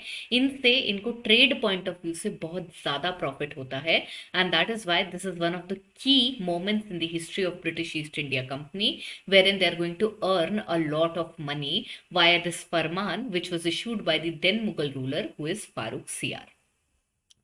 यूरोपियंस में स्टूडेंट्स हम देखते हैं ब्रिटिश ईस्ट इंडिया कंपनी के अलावा एक और जो राइवल पावर आती है जो बहुत ही स्ट्रांग होती है, these are the French who are going to arrive in India in the year 1667। यहाँ पर स्टूडेंट्स हम देखते हैं कि हमारे जो देन किंग है फ्रांस के लुई द 14th, वो अपने फेमस मिनिस्टर कोलबर्ट जो हैं उनके साथ मिलके फ्रेंच ईस्ट इंडिया कंपनी का फाउंडेशन करते हैं इन द ईयर 1664। ये जो कंपनी है स्टूडेंट्स, इसको 50 साल की मोनोपोली दी जाती है कि आप जाएं और ओरिएंट वाला जो रीजन है उसमें एक्सप्लोरेशन करें। इसके तहत स्टूडेंट्स हम देखते हैं कि 1667 में हमारे पास में एक फ्रेंच पर्सन है जिनका नाम है फ्रैंकोइस कैरन। ये इंडिया की तरफ एक एक्सपेडिशन लेकर जाते हैं। यहाँ पे स्टूडेंट 1667 में इंडिया पहुंचने के बाद ये अपनी पहली फैक्ट्री जो है सूरत के अंदर इस्टेब्लिश कर देते हैं। यहाँ पर स्टूडेंट्स हम देखते हैं कि फ्रैंकोइस कैरन जो है इनको एक जो पर्सन अकंपनी कर रहा था उनका नाम था मरकारा, और मरकारा जो है ये भी एक और फ्रेंच फैक्ट्री बनाते हैं 1669 में मसूलीपट्टनम के अंदर। इसके अलावा स्टूडेंट्स हम देखते हैं सूरत और मसूलीपट्टनम के अलावा तीसरी जो हम एक टाउनशिप बना रहे हैं वो हम बनाते हैं 1673 में इन चंदेर नागौर जो कि कैलकाटा के पास पड़ता है। तो गुजरात हो गया, गुजरात के अलावा मद्रास वाला एरिया हो गया, उसके अलावा हमारे पास कैलकाटा हो गया। यहाँ पे 3 स्ट्रेटेजिक जगहों पर जो है फ्रेंच फटाफट आकर अपनी फैक्ट्री और अपने फोर्टिफाइड सेटलमेंट्स बना लेते हैं, और इस पर्टिकुलर कंपनी की जो फाउंडेशन है वो कोलबर्ट के अंडर हो रही है, और जो पहला बंदा इंडिया में आके फैक्ट्री सेटअप कर रहे हैं उनका नाम है फ्रैंकोइस कैरन। यहाँ पर स्टूडेंट्स हम देखते हैं फ्रेंच की जो सबसे डियरेस्ट टेरिटरी थी इंडिया के अंदर पौंडीचेरी, इसको 1674 में फाउंडेशन होती है इसकी, एंड इसके जो पहले गवर्नर बनते हैं उनका नाम है फ्रैंकोइस मार्टिन। पौंडीचेरी के बाद स्टूडेंट्स हम देखते हैं कि हम कुछ और इंपॉर्टेंट ट्रेडिंग सेंटर्स को कैप्चर करते हैं जैसे कि माही, कराईकल, बालासोर एंड कासिम बसार। तो यहाँ पे स्टूडेंट्स पौंडीचेरी वाला पॉइंट आप जरूर याद रखेंगे, क्योंकि जैसे गोवा पोर्चुगीज के लिए बहुत इंपॉर्टेंट रहा उसी तरह से पौंडीचेरी जो है ये फ्रेंच के लिए बहुत ज्यादा इंपॉर्टेंट रहने वाला है। तो यहाँ पे तो स्टूडेंट्स हमने एक्सपेंशन देखा कि फ्रांस जो है कैसे इंडिया की तरफ आया, कैसे फ्रेंच ईस्ट इंडिया कंपनी आई, उन्होंने किन किन जगहों पर अपनी फैक्ट्रीज और टाउनशिप सेटअप किए, और उसके बाद स्टूडेंट्स अब हम ये देखने लगेंगे कि क्या होता है जिसकी वजह से फ्रेंच जो है इनकी पावर अंडरमाइन होने लगती है इंडिया के अंदर। क्योंकि अल्टीमेटली हमें पता है कि 1857 आते आते इंडिया के अंदर एक ही अनराइवल्ड पावर रह जाएगी, and that is going to be British East India Company. तो ब्रिटिश ईस्ट इंडिया कंपनी ने दोहरी लड़ाई करी है, इन्होंने यूरोपियंस को भी हटाया है, at the same time India के अंदर जो रीजनल पावर्स हैं उनकी भी पावर को तोड़ के अपने लिए पूरे इंडिया का कंसोलिडेशन किया है। तो यहाँ पर स्टूडेंट्स आप देखेंगे French East India company India में जब आ रही है तो इंग्लिश ईस्ट इंडिया कंपनी भी बैठी है, और इनके बीच में आपस में राइवलरी शुरू होने वाली है, जिसकी वजह से धीरे धीरे फ्रेंच की जो पावर है वो इंडिया में खत्म हो जाएगी। यहाँ पर स्टूडेंट्स आप देखेंगे सबसे पहले जो ये लड़ाई करते हैं ये डच के साथ करते हैं। यहाँ पे क्या होता है 1693 में डच जो है वो फ्रेंच से पौंडीचेरी कैप्चर कर लेते हैं। एज अ रिजल्ट इन दोनों के बीच में कन्फ्रंटेशन होता है which culminates into a treaty which is known as the treaty of Ryswick. ये जो ट्रीटी है स्टूडेंट्स ये 1697 में होती है, जिसमें हम देखते हैं कि पौंडीचेरी फ्रेंच को वापस दे दिया जाता है, और डच जो है यहाँ पर इनको हेल्प मतलब इनके साथ में एक पॉजिटिव बिहेवियर रखते हैं, wherein they give back the territory of Pondicherry back to the French people. Apart from that students आप देखेंगे डच के साथ तो कन्फ्रंटेशन हो गया, अब जो नेक्स्ट मेजर कन्फ्रंटेशन होने वाला है वो दूसरी मेजर पावर के साथ होने वाला है which is your English East India company. यहाँ पे स्टूडेंट्स अगर हम एंग्लो फ्रेंच राइवलरी की बात करें तो इसके तहत आप देखेंगे कि इनके बीच में 3 वॉर्स होते हैं जिनको कार्नेटिक वॉर्स बोला जाता है। नाम इसका कार्नेटिक है, बट एक्चुअली में स्ट्रगल कौन कर रहे हैं सुप्रीमेसी के लिए? कार्नेटिक रीजन के अंदर हम देख रहे हैं सुप्रीमेसी के लिए स्ट्रगल हो रहा है between the British East India company and the French East India company. यहाँ पे स्टूडेंट्स अगर हम इन दोनों की राइवलरी की बात करें तो इसका डायरेक्ट कन्फ्रंटेशन या जो इसका डायरेक्ट रीजन है वो इंडिया नहीं है। इनफैक्ट स्टूडेंट्स आप देखेंगे ऑलरेडी ब्रिटिश और फ्रेंच जो हैं वो यूरोप के अंदर किसी पर्टिकुलर रीजन की वजह से पहले से लड़ रहे हैं। ये जो रीजन है students, this is the Austrian war of succession. So basically Austrian war of succession चल रहा है, जिस वजह से हम देखते हैं कि बहुत सारी यूरोपियन कंट्रीज हैं जो इस वॉर के अंदर पार्टिसिपेट कर रही हैं, और यहाँ पे ब्रिटिश और फ्रेंच जो हैं वो राइवल साइड्स पर हैं, और ये जो राइवलरी है ये आगे इनकी कॉलोनीज के अंदर भी निकल रही है, और इस वजह से हम देखते हैं कि इंडिया में भी इनमें आपस में अग्रेशन है। इस अग्रेशन के तहत हमारे पास में 3 कार्नेटिक वॉर होते हैं, जिसमें से जो पहला कार्नेटिक वॉर है दैट लास्ट्स बिटवीन 1740 टू 48। इसकी कहानी क्या है स्टूडेंट्स? इसमें क्या होता है, सबसे पहले जो फ्रांस है वो 1746 के अंदर मद्रास को कैप्चर कर लेता है, जिसको हम मानते हैं direct confrontation leading to the first Carnatic war. ये जो वॉर होता है स्टूडेंट्स, ये फाइनली कंक्लूड होता है by a peace treaty which is known as the treaty of Aix la Chapelle. Now in this particular treaty हम देखते हैं एक तो ऑस्ट्रियन वॉर ऑफ सक्सेशन जो है इसका कंक्लूजन आ जाता है, इसका एक एंड आ जाता है, और इसके तहत इंग्लिश और फ्रेंच भी आपस में समझौता कर लेते हैं। इंग्लिश को अपनी मद्रास वाली टेरिटरी वापस मिल जाती है, जबकि फ्रेंच की नॉर्थ अमेरिका में जो टेरिटरी थी जिसको इंग्लिश ने कैप्चर कर लिया था वो इनको वापस दे देते हैं। जैसा कि मैंने आपको बताया, इन लोगों के बीच में लड़ाई इंडिया की वजह से नहीं चल रही है, यूरोप में जो ऑस्ट्रियन वॉर ऑफ सक्सेशन चल रहा है इस वजह से ये आपस में लड़ रहे हैं, they are on the rival sides, और इसकी जो लड़ाइयां हैं ये इनकी कॉलोनीज के अंदर भी असर कर रही हैं। इसी के तहत स्टूडेंट्स जो पहला कार्नेटिक वॉर होता है उसमें हम देख रहे हैं मद्रास फ्रांस ने जान के सीज कर लिया, एंड एज अ रिजल्ट इनकी कन्फ्रंटेशन होती है। लेकिन इस ट्रीटी के बाद में हम देखते हैं कि ये आपस में समझौता कर लेते हैं, और इंग्लिश को मद्रास वापस मिल जाता है, और फ्रेंच की जो टेरिटरीज नॉर्थ अमेरिका में इनके हाथ से चली गई थी वो इनके हाथ में वापस आ जाती है। यहाँ पे स्टूडेंट्स अगर हम फर्स्ट कार्नेटिक वॉर की बात करें तो इसके अंदर एक पर्टिकुलर बैटल है जिसके ऊपर हमें फोकस करना है, और इसे बोला जाता है the battle of saint Thome. ये बैटल मद्रास में हुआ था हमारा on the banks of the river Adyar. यहाँ पे स्टूडेंट्स हम देखते हैं कि जो फ्रेंच फोर्सेस हैं these are facing the English on the other side, and the English East India Company here students is being helped by the Nawab of Carnatic which is Anwaruddin. However students, it will be important to note कि ये जो battle है इसमें French जीत जाते हैं। तो यहाँ पर हम देखते हैं कि फर्स्ट कार्नेटिक वॉर जो है इसके अंदर जो सबसे मेजर बैटल हुआ था उसमें फ्रेंच जीत जाते हैं, लेकिन अल्टीमेटली हम देखते हैं कि इनके बीच में एक पीस ट्रीटी हो जाती है of Aix la Chapelle, and as a result of that the English are successful in acquiring the territory that was taken away from them by the French East India company.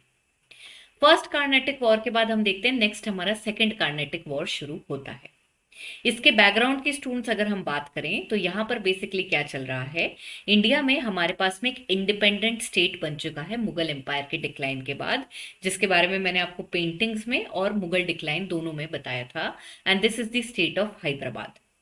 Hyderabad में students जो इसके founder थे निजाम उल मुल्क, इनकी death हो जाती है, और इसके बाद सक्सेशन को लेके पॉलिटिक्स चल रही है। यहाँ पर स्टूडेंट्स हम देखते हैं 2 जने हैं जो कि हैदराबाद की गद्दी पे क्लेम कर रहे हैं, और ये जो 2 क्लेमेंट्स हैं इसमें एक की साइड ले रहे हैं इंग्लिश और एक की साइड ले रहे हैं फ्रेंच। इस वजह से ऑटोमेटिकली इन दोनों में भी राइवलरी हो जाती है। एज अ रिजल्ट स्टूडेंट्स हम देखते हैं इंग्लिश और फ्रेंच वापस से कन्फ्रंटेशन करते हैं, और इस टाइम पे हमारे पास जो फ्रेंच गवर्नर है उनका नाम है डुप्ले, और जो इंग्लिश गवर्नर है उनका नाम है रॉबर्ट क्लाइव। यहाँ पर स्टूडेंट्स हम देखते हैं 1751 में रॉबर्ट क्लाइव जो है वो मात्र 210 लोगों की आर्मी लेकर फ्रेंच जो है उनके ऊपर अटैक करते हैं और आर्कॉट वाले रीजन को कैप्चर कर लेते हैं। तो यहाँ पे सेकेंड कार्नेटिक वॉर में सुपीरियर कौन बन के आया? सुपीरियर बन के आती है English East India Company. Finally students हमारा सेकेंड कार्नेटिक वॉर भी खत्म होता है with a peace treaty which is known as the treaty of Pondicherry, जिसको 1754 में साइन किया जाता है। इस ट्रीटी के तहत स्टूडेंट्स हम देखते हैं फ्रेंच ईस्ट इंडिया कंपनी जो है इसकी पावर कंसिडरेबली डिक्लाइन हो जाती है, और इनकी बहुत सारी टेरिटरी इनके हाथ से चली जाती है, क्योंकि रॉबर्ट क्लाइव जो है वो यहाँ पर अपनी सुप्रीमेसी दिखा देते हैं, अपनी सुपीरियर मिलिट्री टैक्टिक्स दिखा देते हैं। सेकेंड कार्नेटिक वॉर के बाद एक बार फिर से जो हमारी इंग्लिश ईस्ट इंडिया कंपनी है और फ्रेंच ईस्ट इंडिया कंपनी है, they are going to lock horns. As a result the third Carnatic war is going to happen. So basically क्या होता है, 1758 में हम देखते हैं हमारी जो फ्रेंच आर्मी है इसको गवर्न कर रहे होते हैं लैली। लैली जो है स्टूडेंट्स वो 1758 के अंदर इंग्लिश फोर्ट है हमारे पास सेंट डेविड, जो कि विजियन नगरम के अंदर है, इसको कैप्चर कर लेते हैं। एज अ रिजल्ट अब क्या होगा, दोनों का फिर से कन्फ्रंटेशन होगा। ये जो कन्फ्रंटेशन है स्टूडेंट्स, ये एक बैटल में कल्मिनेट करता है जिसे हम कहते हैं बैटल ऑफ वंडीवॉश। ये बैटल ऑफ वंडीवॉश जो है तमिलनाडु के अंदर हो रहा है। ये डिसाइसिव बैटल रहता है between the powers of French and English, जिसमें हम फाइनली देखते हैं स्टूडेंट्स की जो इंग्लिश ईस्ट इंडिया कंपनी है ये आयर कूट की लीडरशिप के अंडर फ्रेंच पावर को हरा देती है 22 जनवरी 1760 को, और इसके बाद में फ्रेंच की पावर इंडिया में कंसिडरेबली डिक्लाइन कर जाती है। जो थर्ड कार्नेटिक वॉर है स्टूडेंट्स, इसका एंड भी एक पीस ट्रीटी के साथ होता है जिसे हम बोलते हैं ट्रीटी ऑफ पेरिस, जो कि 1763 में होती है। इसके तहत स्टूडेंट्स आप देखेंगे कि जो फ्रेंच और इंडियन वॉर्स चल रहे हैं, फ्रेंच के और ब्रिटिशर्स के वॉर चल रहे हैं इंडिया के अंदर, इन पे एक एंड लगता है। और यहां पर स्टूडेंट्स हम देखते हैं कि इस ट्रीटी के तहत फ्रांस जो है उसको जो ब्रिटिशर्स हैं उनकी फैक्ट्रीज को रिस्टोर करना पड़ता है। तो यहां पर स्टूडेंट्स हम देखते हैं कि थर्ड कार्नेटिक वॉर खत्म हो चुका है। इसके तहत हमारे पास में जो पीस ट्रीटी आई है उसका नाम है ट्रीटी ऑफ पेरिस। इस ट्रीटी ऑफ पेरिस के तहत इंग्लिश और फ्रेंच के बीच में इंडिया में जो लड़ाइयां चल रही हैं और उसके अलावा अदर कॉलोनीज के अंडर जो 7 ईयर्स से वॉर चल रहे हैं उनको फाइनली खत्म किया जाता है। इस रिस्पेक्ट में स्टूडेंट्स हम देखते हैं फ्रेंच जो है उनको उनकी मैंने आपको स्टार्टिंग में ब्रिटिशर्स बोल दिया था। सो बेसिकली हमारे पास जो फ्रेंच हैं उनकी जो फैक्ट्रीज हैं उनको रिस्टोर कर दिया जाता है इंडिया के अंदर। बट अल्टीमेटली इन दोनों की आपस में राइवलरी जो है वो कंप्लीट होती है। मोर ओवर बैटल ऑफ वंडीवॉश जो है इसके अंदर इंग्लिश ईस्ट इंडिया कंपनी जीत जाती है और इससे इनकी मिलिट्री सुप्रीमेसी इस्टेब्लिश हो जाती है ऑल टुगेदर। और इसके बाद हम कहते हैं कि फ्रेंच की पावर तो कंसिडरेबली अंडरमाइन हो गई and now the English East India Company is left with literally no European rivals in India, and now the only next problem is to tackle the regional empires of India, defeat them all together, and then consolidate the entire subcontinent to rule for the next 200 years. तो यहाँ पे students हम देखते हैं कि कैसे Britishers ने एक के बाद एक डच और फ्रेंच को कंट्रोल कर लिया। पोर्चुगीज तो अपने आप ही डिक्लाइन कर गए। उसके अलावा हम देखते हैं कि इंग्लिश जो है इन्होंने डच और फ्रेंच को एक के बाद एक कंट्रोल कर लिया और इसके बाद में ये यूरोपियन कंपनीज जो आई हैं उसमें मास्टर बन जाते हैं। अब इनके वर्चुअली कोई यूरोपियन राइवल्स नहीं है इंडिया के अंदर। इन सब पावर्स के अलावा स्टूडेंट्स हमारे पास एक और छोटी कंपनी इंडिया के अंदर आती है, that is the Danish East India company.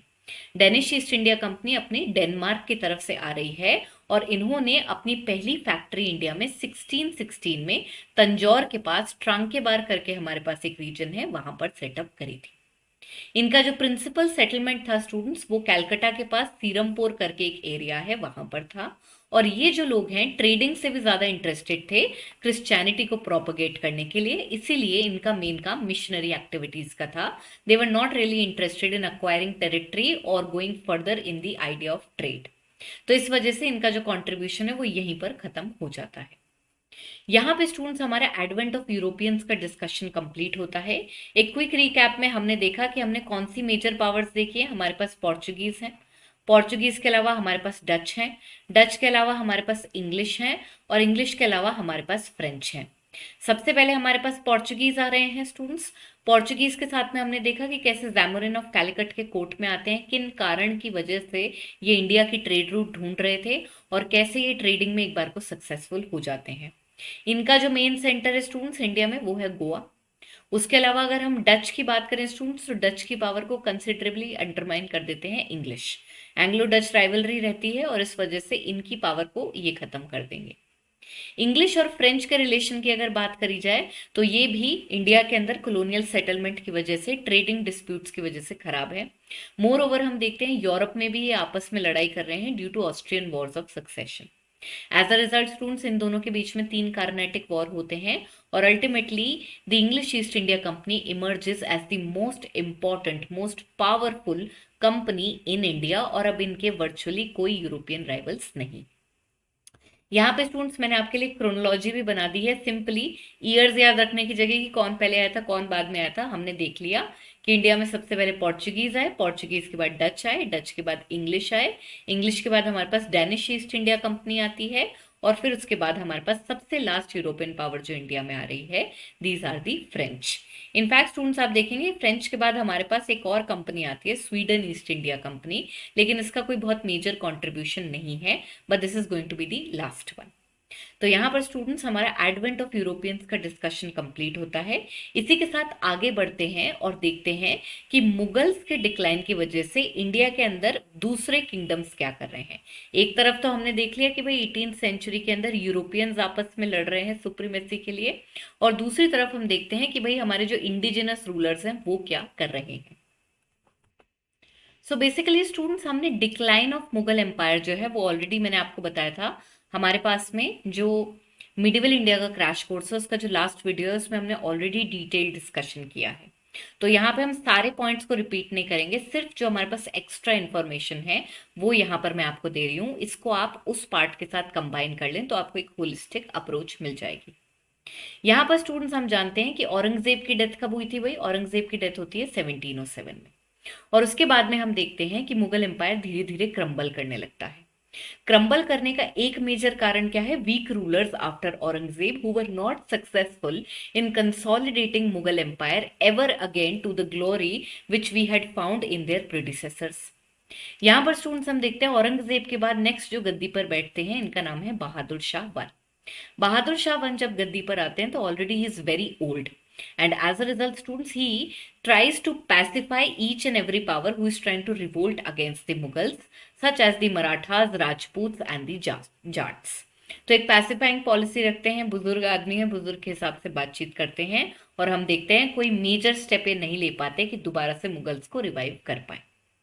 Bahadur Shah के बाद हमारे पास आते हैं जहानदार शाह, जिनके अंडर एक पर्टिकुलर पॉइंट है जिसे हमें ठीक से समझना है, जिसे कहा जाता है इजारा या फिर इजारा सिस्टम।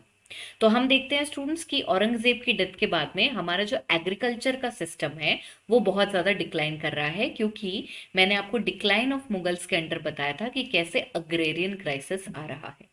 तो यहाँ पे एम्पायर जो है इसकी फाइनेंशियल कंडीशन को ठीक करने के लिए हम क्या करते हैं, जहानदार शाह के अंडर एक नया सिस्टम इंट्रोड्यूस करते हैं जिसे बोलते हैं इजारा सिस्टम। इजारा सिस्टम क्या होता है?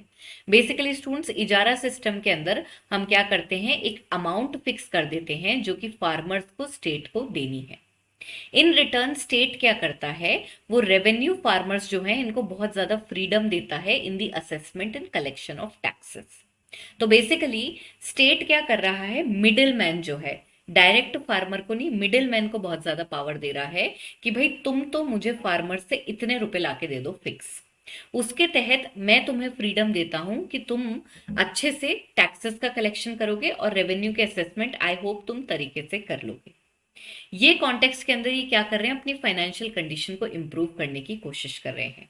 लेकिन स्टूडेंट्स ये जो सिस्टम है ये उल्टा पड़ जाता है। कैसे? इसकी वजह से हम देखते हैं हमारे पास में मनी लेंडर्स और जो बैंकर्स हैं इनका इन्फ्लुएंस ज्यादा बढ़ जाता है, जो कि चोरी चकारी करने लगते हैं। अल्टीमेटली स्टूडेंट्स जो पॉइंट हमें याद रखना है वो ये है कि भाई इजारा सिस्टम इंट्रोड्यूस किसने किया था, दूसरी बात इजारा सिस्टम है क्या, और तीसरी बात क्या इसका पॉजिटिव इंपैक्ट ज्यादा था या नेगेटिव इंपैक्ट ज्यादा था। इजारा सिस्टम के अलावा स्टूडेंट्स आप देखेंगे कि जहानदार शाह जो है इन्होंने हिंदूज को पैसिफाई करने के लिए, उनको कंसेशंस देने के लिए जजिया को भी अबॉलिश किया। जहानदार शाह के बाद हमारे पास जो नेक्स्ट रूलर आते हैं वो है फारूक सियार। इनका डिस्कशन हम ऑलरेडी ईस्ट इंडिया कंपनी में कर चुके हैं, इंग्लिश ईस्ट इंडिया कंपनी में, जहां पे हमने देखा है the Magna Carta farman was given to the English East India company by Farrukh Siyar. So basically Farooq सियार जब पावर में आते हैं तो ये भी रिलीजियस टॉलरेंस की पॉलिसी अपनाते हैं, जिसके तहत ये जजिया और पिलग्रिमेज टैक्स जो है वो हिंदुओं पर से हटा देते हैं। इसके अलावा स्टूडेंट्स हम देखते हैं इन्होंने 1717 के अंदर मैग्ना कार्टा फरमान जो है वो ब्रिटिशर्स को दिया, जिसकी वजह से उनकी कस्टम ड्यूटीज का जो बर्डन था उनके ऊपर वो कंप्लीटली हट गया। नेक्स्ट स्टूडेंट्स हम देखते हैं कि 1719 के अंदर हमारे पास में दो भाई हैं, दैट इज सैयद ब्रदर्स। ये क्या करते हैं, मराठास की हेल्प लेते हैं फारूक सियार को डिथ्रोन करने के लिए और उनका फर्दर मर्डर करा देते हैं। ये पॉइंट स्टूडेंट्स मैंने इसलिए ऐड किया है क्योंकि मुगल हिस्ट्री के ये पहले रूलर रहे हैं जिनको उनकी नोबिलिटी ने मारा है। तो यहाँ पे ये हमारे लिए अलग से एक और फैक्चुअल पॉइंट बन जाता है, तो इसको भी हम याद रखेंगे। फारूक सियार के बाद स्टूडेंट्स हमारे पास जो नेक्स्ट इंपॉर्टेंट मुगल रूलर आते हैं, इनका नाम है मोहम्मद शाह रंगीला। कई बार हम इनका डिस्कशन कर चुके हैं, डिक्लाइन के टाइम भी किया है और आर्ट एंड कल्चर के पर्सपेक्टिव में भी किया है। मोहम्मद शाह को रंगीला का टाइटल जो है वो रोशन अख्तर ने दिया था, और रंगीला टाइटल इसलिए दिया था क्योंकि इनकी बहुत रंगीन पर्सनैलिटी थी। इनको पॉलिटिकल अफेयर से कोई खास लेना देना नहीं था। He was more interested in to the more finer aspects of life wherein he was addicted to wine and women. यहाँ पे स्टूडेंट्स हम देखते हैं इन्हीं की रेन के अंडर जो है 1724 में हमारे पास जो प्रायर मुगल गवर्नर थे वो इंडिपेंडेंट हैदराबाद का स्टेट बना लेते हैं और खुद निजाम उल मुल्क का टाइटल ले लेते हैं। मोर ओवर स्टूडेंट्स आप देखेंगे मोहम्मद शाह रंगीला की रेन में ही हम देखते हैं कि नादिर शाह जो है वो इंडिया के ऊपर अटैक करने आते हैं 1739 में, और बैटल ऑफ करनाल के तहत ये मुगल्स को डिफीट कर देते हैं। मोहम्मद शाह के बाद जो हमारे पास नेक्स्ट इंपॉर्टेंट रूलर आ रहे हैं, इनका नाम है आलमगीर टू, और इनकी रेन में स्टूडेंट्स हम देखते हैं नादिर शाह के सक्सेसर अहमद शाह अब्दाली दिल्ली की तरफ आते हैं 1757 में और इसको बुरी तरह से लूट कर जाते हैं। 1757 में ही students British East India company Bengal से लड़ती है बैटल ऑफ प्लासी के तहत और बंगाल को कैप्चर कर लेती है, और इस टाइम पे जो हमारे पास मुगल रूलर है वो है आलमगीर टू। इसके बाद में स्टूडेंट्स हमारे पास आते हैं शाह आलम टू, और इनकी रेन के अंडर दो मेजर बैटल्स होते हैं, that is the third battle of Panipat and the battle of Buxar. Third battle of Panipat जो है स्टूडेंट्स, इसमें शाह आलम टू का कोई मेजर रोल नहीं है। इनफैक्ट इस टाइम तक मुगल्स की पावर इतनी कंसिडरेबली वीक हो गई थी कि इस बैटल में हम देखते हैं एक तरफ तो हमारे पास में ईरानियन इन्वेडर्स हैं और दूसरी तरफ स्टूडेंट्स हमारे पास में मराठास हैं। तो this is Marathas versus Ahmad Shah Abdali. इन सब का डिस्कशन स्टूडेंट्स जो है हमने ऑलरेडी मिडिवल पीरियड में कर रखा है। तो यहां पर स्टूडेंट्स ये एक डिसाइसिव बैटल होता है और दूसरा बैटल होता है battle of Buxar. Battle of Buxar में शाह आलम टू पार्टिसिपेट करते हैं against the East India company, लेकिन ये हार जाते हैं। इसकी वजह से इनको एक पीस ट्रीटी साइन करनी पड़ती है इंग्लिश ईस्ट इंडिया कंपनी के साथ, जिसका नाम है ट्रीटी ऑफ अलाहाबाद। 1765 में हम ट्रीटी ऑफ अलाहाबाद साइन करते हैं और इसके तहत हम देखते हैं शाह आलम की पावर तो कंप्लीटली खत्म हो चुकी है और इनको अलाहाबाद की तरफ भेज देती है east India company. More over students, इनको मजबूरी में एक फरमान भी इशू करना पड़ता है जिसमें कि ये कंपनी को परपेचुइटी में, परपेचुइटी का मतलब होता है नो डिफाइंड टाइम पीरियड, तो बिना किसी टाइम पीरियड को डिफाइन करे ईस्ट इंडिया कंपनी को शाह आलम टू एक फरमान के द्वारा बंगाल, बिहार और उड़ीसा की दीवानी दे देते हैं। That means now the East India Company has the right to collect revenue in Bengal, Bihar and Orissa which they have captured by defeating Shah Alam II as a part of Battle of Buxar. Apart from that students हम देखते हैं शाह आलम के बाद हमारे पास हमारे जो next important ruler आ रहे हैं, this is our last Mughal emperor, that is Bahadur Shah Zafar. Bahadur Shah Zafar जो है स्टूडेंट्स, इन्हीं के फेस को लेके 1857 के रिवोल्ट का बैनर उठाया गया था। लेकिन स्टूडेंट्स हम देखते हैं 1857 का जो रिवोल्ट था उसको बहुत बुरी तरह English East India company crush कर देती है और उसके बाद इनकी डेथ हो जाती है 1862 में रंगून में। यहाँ पर स्टूडेंट्स हम देखते हैं मुगल एम्पायर जो है वो फाइनली 1857 के रिवोल्ट के बाद खत्म हो जाता है with the queen Victoria's proclamation that had happened on 1 नवंबर 1858। तो ये स्टूडेंट्स हमारी औरंगजेब के बाद जितने भी रूलर्स रहे हैं उनकी लिस्ट थी और इनकी रेन के अंदर क्या इंपॉर्टेंट इवेंट्स हुए हैं इनका हमने वन बाय वन डिस्कशन कर लिया। इसके अलावा स्टूडेंट सेकंड पार्ट जो हमें समझना है वो ये है कि मुगल्स तो खत्म हो गए हैं, यूरोपियंस को भी कैप्चर करने में, उनको भी खत्म करने में सक्सीड कर चुका है ब्रिटिश ईस्ट इंडिया कंपनी। उसके अलावा अब ब्रिटिश ईस्ट इंडिया कंपनी को किन से लड़ना पड़ेगा। सो बेसिकली औरंगजेब की डेथ के बाद हम देखते हैं मुगल एम्पायर जो कि बहुत दूर दूर तक फैला हुआ था वो धीरे धीरे टूटने लगता है। टूटने का कारण वीक सक्सेसर्स रहे जिनका डिस्कशन हमने कर लिया। अब जब ये टूटता है स्टूडेंट्स, तो इसके तहत हम देखते हैं कि बहुत सारी टेरिटरी जो कि पहले मुगल्स के अंडर आती थी, वो एक के बाद एक इंडिपेंडेंस असर्ट करने लग जाते हैं।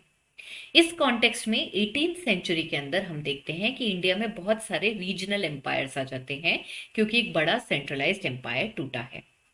ये जो नए रीजनल स्टेट्स आते हैं स्टूडेंट्स, इनको 3 कैटेगरीज में तोड़ा जा सकता है, that is successor states, independent kingdoms and the new states. Successor state वो स्टेट है स्टूडेंट्स जो कि पहले मुगल्स की सूबा यानी कि प्रोविंसेस हुआ करते थे, लेकिन एम्पायर की पावर कंसिडरेबली वीक होने के बाद इन्होंने इंडिपेंडेंस डिक्लेयर कर दी। इस लॉट में स्टूडेंट्स हमारे पास आता है अवध, बंगाल और हैदराबाद। इंडिपेंडेंट किंगडम स्टूडेंट्स वो थे जहां पे हम देखते हैं ऑलरेडी मुगल्स ने अपने क्रीम पीरियड के अंदर भी कंसिडरेबल ऑटोनॉमी दे रखी थी, और जब मुगल्स की पावर कम होने लगती है तो ये इंडिपेंडेंस असर्ट कर देते हैं। इस कैटेगरी में हमारे पास आता है मैसूर, केरला और राजपूत किंगडम्स। तीसरी कैटेगरी है नए स्टेट्स। ये वो स्टेट्स हैं स्टूडेंट्स जो मुगल्स की रेन में ऑलरेडी रिबेलियन करना शुरू कर चुके थे। मुगल एम्पायर के खिलाफ उन्होंने आवाज उठानी शुरू कर दी थी, और औरंगजेब की डेथ के बाद उन्हें लगा ये एकदम सही मौका है, अब हमें इंडिपेंडेंस डिक्लेयर कर देनी चाहिए। इसके तहत स्टूडेंट्स हमारे पास जो किंगडम्स आते हैं, these include the Marathas, the Sikh and the Jat state. तो यहाँ पे स्टूडेंट्स आगे बढ़ते हैं और क्विकली देख लेते हैं कि कौन सा जो किंगडम है वो किसके अंडर इंडिपेंडेंस पाता है और वहां पे कौन से राजा या कौन सी डायनेस्टी आ रही है। हैदराबाद की स्टूडेंट्स अगर हम बात करें तो यहाँ पर असफ जाही डायनेस्टी पावर में आती है, और इसके फाउंडर हैं चिन किलच खान, जो कि पावर में आने के बाद निजाम उल मुल्क का टाइटल ले लेते हैं। इसके बाद हमारे पास है अवध। अवध में स्टूडेंट्स हम देखते हैं कि इंडिपेंडेंस डिक्लेयर करते हैं सादत खान, जो कि बाद में टाइटल लेते हैं बुरहान उल मुल्क का, और फिर ये बन जाते हैं नवाब ऑफ अवध। सादत खान के बाद स्टूडेंट्स जो इनके नेक्स्ट इंपॉर्टेंट सक्सेसर आते हैं उनका नाम है सफदरजंग। अवध के बाद हमारे पास जो नेक्स्ट इंपॉर्टेंट इंडिपेंडेंट स्टेट है ये है बंगाल, और बंगाल जो है स्टूडेंट्स ये मुर्शिद कुली खान के अंडर इंडिपेंडेंस डिक्लेयर करता है। मुर्शिद कुली खान जो है स्टूडेंट्स, आगे जाके इनके 2 मेजर सक्सेसर्स आते हैं, एक है शुजाउद्दीन। शुजाउद्दीन के बाद है हमारे पास सरफराज खान, और फिर है हमारे पास अलीवर्दी खान। तो यहाँ पे हमको क्या करना है, सिंपली एक डायनेस्टी चार्ट बना के रख लेना है क्विकली कि भाई इसके बाद ये रूलर आया, इसके बाद ये रूलर आया, क्योंकि डायनेस्टी चार्ट के ऊपर भी आजकल यूपीएससी में क्वेश्चन आ रहे हैं। इससे ज्यादा डेप्थ में स्टूडेंट्स आपको जाने की कोई जरूरत नहीं है। बंगाल के बाद स्टूडेंट्स हमारे पास में है मैसूर। मैसूर ऑलरेडी जब मुगल्स थे उनके अंडर भी कंसिडरेबल ऑटोनॉमी में था, और उस टाइम पे यहाँ जो डायनेस्टी रूल कर रही थी वो थी वुडेयार। वुडेयार्स की पावर को खत्म करती है एक नई डायनेस्टी, जिसके लीडर बनते हैं हैदर अली, और हैदर अली के बाद मैसूर में सक्सीड करते हैं उनके बेटे टिपू सुल्तान। मैसूर के बाद हमारे पास है केरला, और यहाँ पे इंडिपेंडेंट स्टेट जो है इसको स्टार्ट करते हैं मार्तंड वर्मा, और ये त्रावणकोर को अपनी कैपिटल बनाते हैं। नेक्स्ट स्टूडेंट्स हमारे पास है जाट्स। जाट्स का डिस्कशन हमने औरंगजेब की रेन में भी किया था, इन्होंने औरंगजेब की रेन में ऑलरेडी रिबेल करना शुरू कर दिया था। यहाँ पर स्टूडेंट्स हम देखते हैं 2 हमारे पास पॉपुलर जने हैं, चुरामन और बदन सिंह, जो कि इंडिपेंडेंट स्टेट जाट्स का भरतपुर के एरिया के अंदर कार्व आउट करने में सक्सेसफुल हो जाते हैं। हाउएवर स्टूडेंट्स हम देखते हैं कि जो सबसे गोल्डन पीरियड आता है जाट्स का, that is under another ruler whose name is Surajmal. Surajmal की डेथ 1763 में हो जाती है, और उसके बाद हम देखते हैं कि जाट्स की पावर धीरे धीरे कम होने लगती है, और फाइनली इनको वाइप आउट कर देंगे ब्रिटिशर्स। जाट के अलावा स्टूडेंट्स हमारे पास सिख किंगडम है।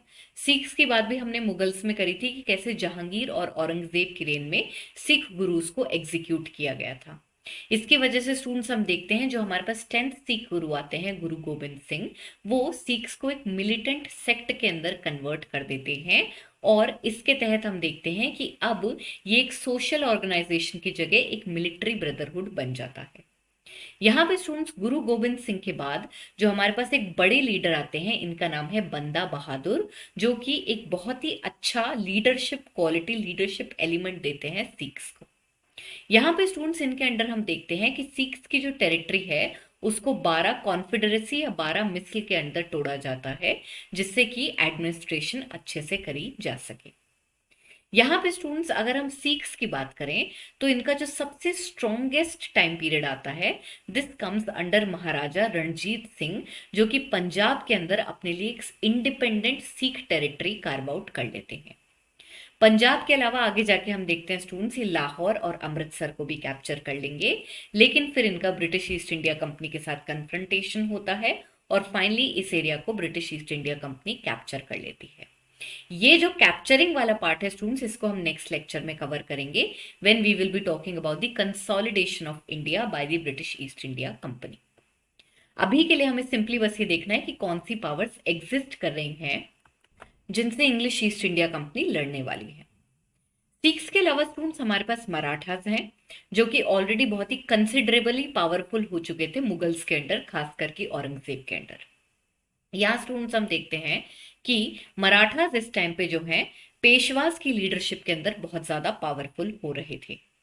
यहाँ पर हम देखते हैं कि मराठास की पावर इतनी ज्यादा बढ़ गई थी कि थर्ड बैटल ऑफ पानीपत जो है वो मुगल्स नहीं बल्कि मराठास ने लड़ा था। Apart from Maratha students we have the independent states of Rohilkhand and Farrukhabad. Rohilkhand की बात करें स्टूडेंट्स तो यहाँ पर आप देखेंगे कि हमारे पास एक रूलर है अली मोहम्मद खान, जो इस छोटे से किंगडम को इंडिपेंडेंट डिक्लेयर कर देते हैं। इसके अलावा हमारे पास फारुखाबाद है। फारुखाबाद जो है स्टूडेंट्स, इसके अंदर हम देखते हैं एक अफगान लीडर हैं जिनका नाम है मोहम्मद खान बंगश। ये इस छोटे से किंगडम को इंडिपेंडेंट डिक्लेयर कर देते हैं और आगे जाके एक के बाद एक इनको again British East India company capture कर ली। यहाँ पे स्टूडेंट्स ये जो रीजनल एम्पायर्स हैं, इन्होंने 18th सेंचुरी के अंदर आर्ट, आर्किटेक्चर और कल्चर के तहत काफी सारे डेवलपमेंट्स कराए। इस कॉन्टेक्स्ट में स्टूडेंट्स जो हमारे पास सबसे इंपॉर्टेंट फैक्चुअल पॉइंट्स हैं इनको हम कवर कर लेंगे, बिकॉज अगेन मॉडर्न इंडिया के अंदर भी एक आर्ट एंड कल्चर का पर्सपेक्टिव होता है जिसके ऊपर सवाल आते हैं। यहाँ पर स्टूडेंट्स आप देखेंगे लखनऊ के अंदर हमारे पास में असफउद्दौला करके एक रूलर बैठे हैं जिन्होंने एक बहुत ही ब्यूटीफुल आर्किटेक्चर बनवाया है जिसे कहते हैं बड़ा इमामबाड़ा।